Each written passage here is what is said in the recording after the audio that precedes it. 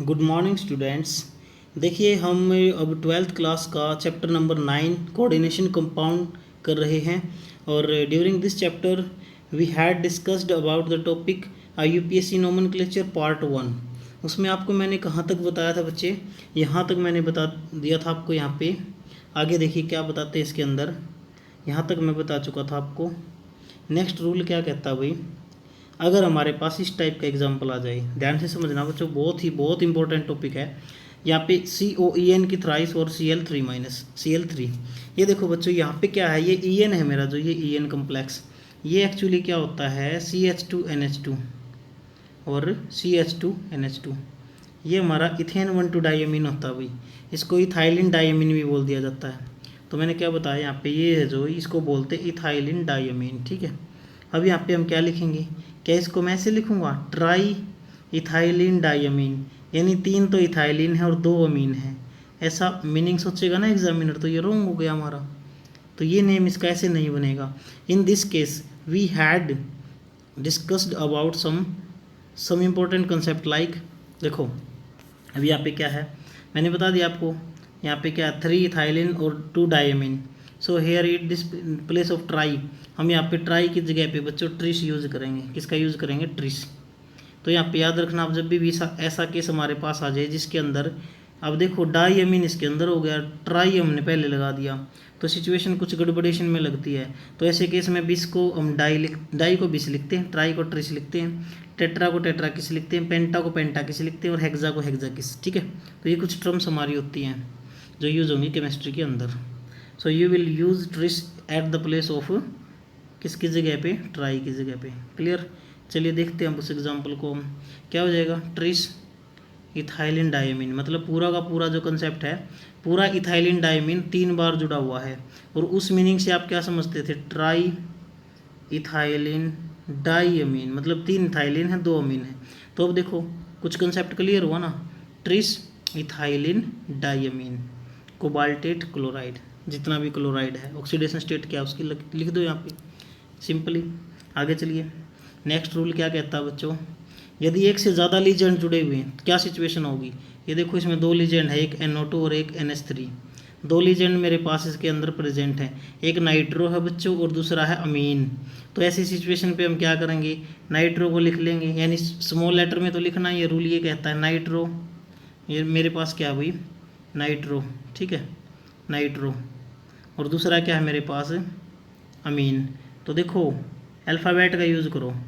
Alphabet में A पहले आता है या N पहले आता है? N आता है 14 नंबर पे, है ना। देखो भाई ये ड्यू टू इसमें क्या है हमारा, क्या है A कितने नंबर पे आता है? N हमारा ज़्यादा नंबर पे आता है, जबकि A हमारा फर्स्ट लेटर पे आता है। सो आप यहाँ पे क्या यूज़ करेंगे? जो अल्फ़ाबेटिकल ऑर्डर में पहले आएगा उसका यूज़ हम पहले करेंगे इसमें। ठीक है। तो आप जब भी मोर देन 1 लीजेंड हो, एक से ज़्यादा लीजेंड अगर आ जाते हैं तो अल्फ़ाबेटिकली चलो आप उसमें। ठीक है। जैसे मैं समझा देता हूँ आपको, देखो नेमिंग तो करनी आ ही जाएगी अब आपको इसकी, है ना। कैसे करोगे नेमिंग इसकी? सबसे पहले मैं लिखूँगा पेंटाअमाइन। क्या लिखूँगा बच्चों? पेंटाअमाइन, क्योंकि ये पहले आता है अल्फ़ाबेट में। ठीक है। ये स्क्रीन थोड़ी सी वो हो गई भाई, क्योंकि गर्मी ज़्यादा है ना, इस वजह से जो है मॉइस्चर ज़्यादा हो चुकी है, जिसकी वजह से स्क्रीन पे काम नहीं कर रहा है ये हमारा जो प्रिंटर है। ठीक है। तो क्या करें हम इसमें?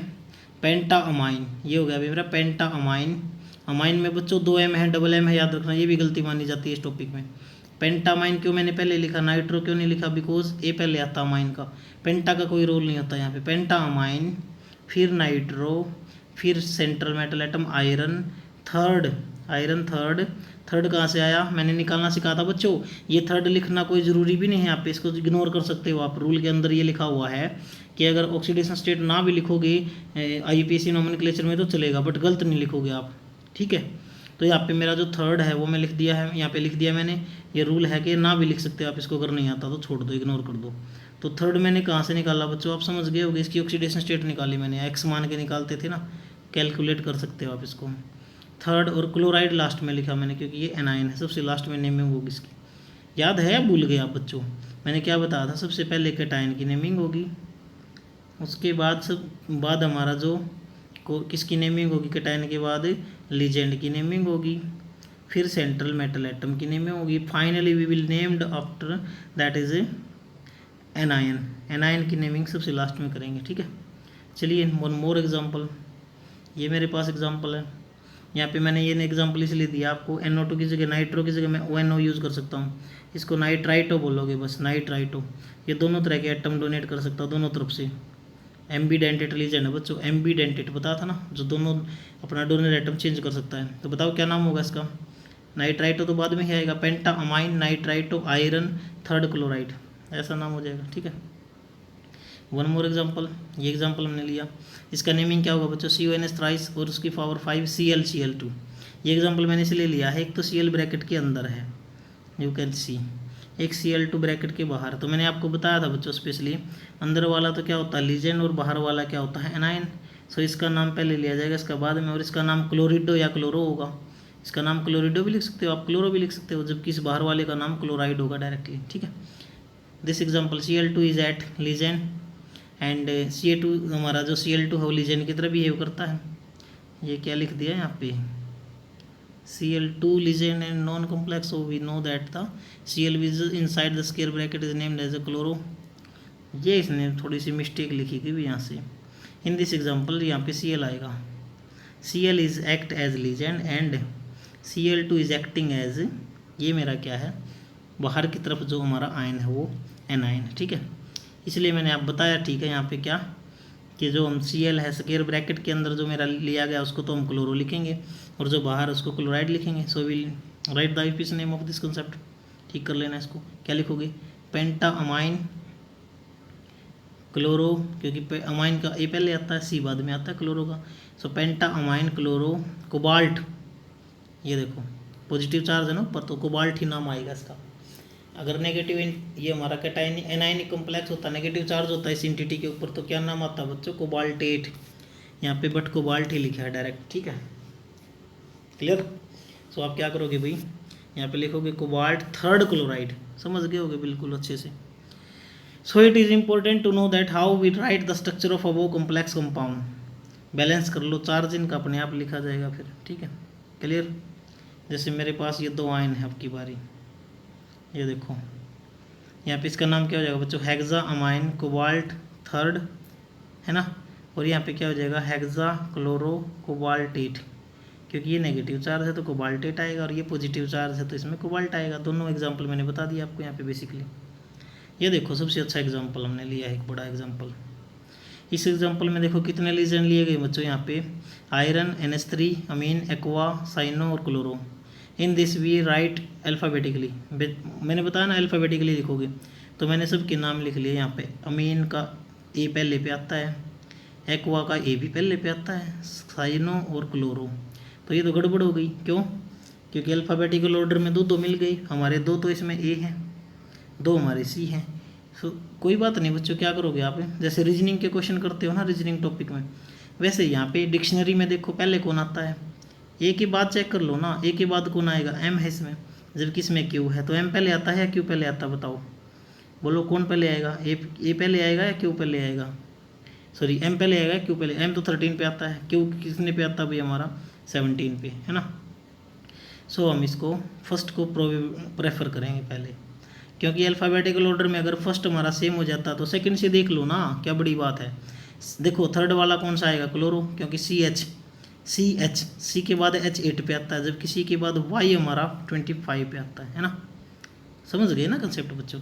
सो अमीन को पहले लिखेंगे और एक्वा को बाद में लिखेंगे, फिर क्लोरो को, फिर साइनो को।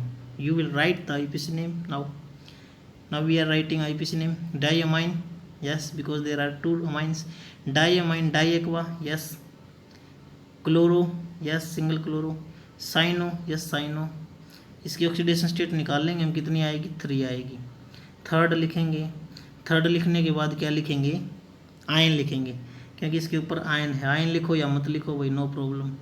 सोडियम आयन लिख दो, आयरन आयन लिख दो, कैसा भी आयन हो तो थोड़ा सा अच्छा लगता है इसमें लिखने में, ठीक है। अदरवाइज ये कोई रूल नहीं है, यहाँ तक भी लिख सकते हो आप इसका नाम, ठीक है। Let us start to practice some examples.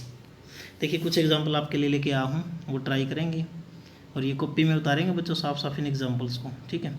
कोई भी एग्जांपल देखो, रूल हमने बता दिए, सारा सब कुछ समझा दिया आपको। Get ready for writing the IUPAC name from these type of formulas. Then we are taking the first example, KAgCN twice.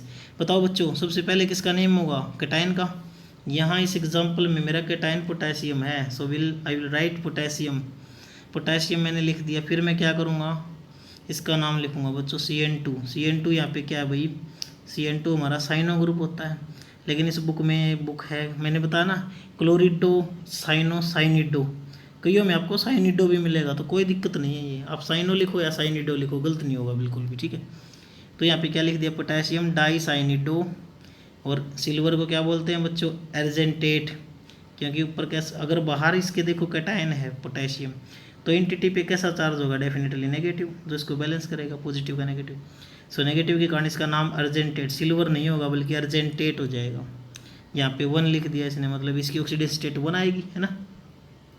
Next example, ये देखिए, ये लिखा हुआ PTCl NO2 और NH3 की पावर 4 और SO4, क्या लिखेंगे, टेट्रा अमाइन, फिर क्लोरिडो, टेट्रा अमाइन के बाद क्या लिखोगे, देखो इसमें कई हैं हमारे, एक क्लोरिडो भी है, क्लोरो भी है, एक नाइट्रो भी है, तो मैं क्या लिखूँगा, tetra amine chlorido nitro N।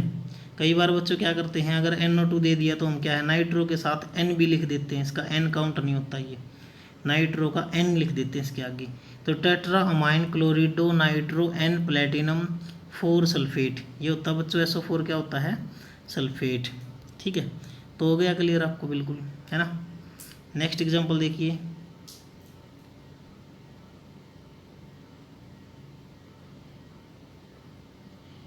Next example हमारा क्या होगा, यह है K2HgCl4, है ना, K2HgCl4, देखते हैं, चेक करते हैं इसको एक बार। K2HgCl4, K2 यानी पोटेशियम, मैंने बताया था ना K2 है तो कोई बात नहीं है, तो बैलेंस पूरा करने के लिए इसका, तो इसको डाई पोटेशियम मत लिख देना, कितना ही भी इसकी पावर है तो हम इसको केवल सिंगल लिखेंगे। एनायन कैटायन की वैल्यू चेंज नहीं होती, हाँ इसका कोई कोऑर्डिनेशन नंबर होता है, जब जैसे ये अंदर होता है ना, लीजेंड के रूप में हो तो हम उसको लिखेंगे डाई ट्राई जो भी। कैटायन अगर एनायन के रूप में एंटिटी से बाहर है तो हम इसको कुछ भी नहीं लिखेंगे, डायरेक्ट इसका जो नाम है वो लिखेंगे। तो बताओ क्या नाम हो जाएगा, पोटेशियम टेट्रा क्लोरिडो, टेट्रा क्लोराइड हमें मर्क्यूरेट और सेकंड आयन, ठीक है। मर्क्यूरेट क्यों आया, क्योंकि नेगेटिव चार्ज होगा एंटिटी पे, कैसा चार्ज होगा, नेगेटिव चार्ज होगा, क्लियर है। ये प्रैक्टिस आप करोगे इन एग्जांपल्स की। कुछ और एग्जांपल अगर आप चाहो तो मैं बता सकता हूँ, जैसे लास्ट एग्जांपल देख लो, K4NiCN4, क्या करोगे, पोटेशियम बताया था ना मैं, K4 हो या K3 हो, कितना भी हो, पोटेशियम ही लिखेंगे इसको, potassium tetra cyanido, potassium tetra cyano लिखो या साइनिडो लिखो, पोटेशियम टेट्रा साइनो। इस बुक में थोड़ी सी ये मिस्टेक है भाई, देखो ये दूर जो गैप बना हुआ है ना, गैप नहीं होना चाहिए, ये जो गैप इसमें दिख रहा है आपको, सो आप ये गलती ना करें, इस गैप को मेंटेन ना रखें, इसमें इस गैप को अवॉइड करें और बिल्कुल ही नैरो वे से लिखें, बीड़े तरीके से लिखें इसको बिल्कुल, ठीक है। तो पोटेशियम टेट्रासाइनिडो, निकल लिखेंगे या निकलेट, क्योंकि बाहर अगर K4 है तो 4 पॉजिटिव चार्ज, इसका मतलब ऊपर, और इस एंटिटी के ऊपर कैसा चार्ज है, 4 नेगेटिव, इसका मतलब एनायनिक स्पीसीज होगी, एनायनिक हमारा क्या हो गया, ये कॉम्प्लेक्स हो गया, इस वजह से ये हमारा निकलेट आएगा। ऑक्सीडेशन स्टेट इसकी 0 है बच्चों, कितनी है, 0, क्योंकि 4 नेगेटिव चार्ज हो गए, इस पर 4 पॉजिटिव चार्ज हो गए। निकाल भी सकते हो ना आप इसको, तो इसमें पुजल मत होना आप, ये जो ब्रैकेटों में दिया गया है इसको आप निकालना मैं पहले सिखा चुका हूँ, इसलिए नहीं बता रहा हूँ, अभी एक का बता देता हूँ। देखो NiCN4, क्लियर, ये देखो ये अंदर ब्रैकेट के बाहर है। अब यहाँ पे क्या है बच्चों, 4 तो प्लस हो गया, प्लस निकल का कितना है x मान लो, साइनाइड का कितना होता है -4, -1 होता तो -4 हो जाएगा, इक्वल टू 0, 4 से 4 कैंसिल आउट, x की वैल्यू कितनी आ गई, 0, दैट्स ऑल, ऐसे आते हैं ये। So please practice this examples, if you have any problem then discuss to me, मेरे से पूछ लें आप, कोई भी प्रॉब्लम हो तो इन एग्जाम्पल्स में, और भी एग्जाम्पल ढेर सारे हैं बुक में भी, उनको भी प्रैक्टिस करें। आज का लेक्चर हमारा पूरा हुआ, thank you, have a nice day.